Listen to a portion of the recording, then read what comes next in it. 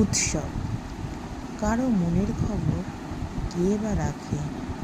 ভালো থেকো কথাটা কজনই বা বলে? সারা বছর কত না দেবদেবীর পুজো পেরিয়ে আশ্বিনে আসে মা দুর্গার পালা। সবার একাকিত্বের নজির কাটতে তার আগমন।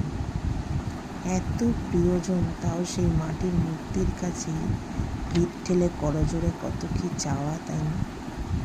নতুন পোশাকে সেজে তার সামনে গিয়ে মাথা উঁচু করে তার রূপ দেখার যে মোহ, তার ছাড়ে কি? মহিরুহের মতো এক জায়গায় দাঁড়িয়ে প্রিয়জন সেজে সপরিবারে হাজির তিনি। কত না বলা কথা, না পাওয়ার বেদনা, আবার আবদারও তার সামনে গড় করে বলে ফেলা। গোনা 4 দিনে তার যে সময় অফুরন্ত, তবে তার সামনে থাকতে দেয় বা কে? কয়েক সেকেন্ডের দেখা, তারপরই বাঁশির শব্দ আর এগিয়ে যান ধ্বনি। সে সকলের মা, সে নাকি অন্তর্যামী মা দুর্গা। সত্যি, শত শত চাওয়া পূরণ হোক বা না হোক, প্রতি বছর অন্তত 10টা প্যান্ডেল দর্শনার্থীদের ঘোরা চাই। আসলে সবই আনন্দ।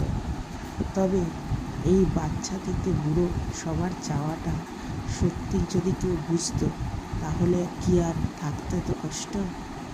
পরিষ্কার আকাশের লোভ সবারই, এটুকু চাওয়া সবারই, সে হোক ধনী বা গরিব। তবে প্রধান চাওয়া বিশেষত একটাই, আসছে বছর আবার এ সময়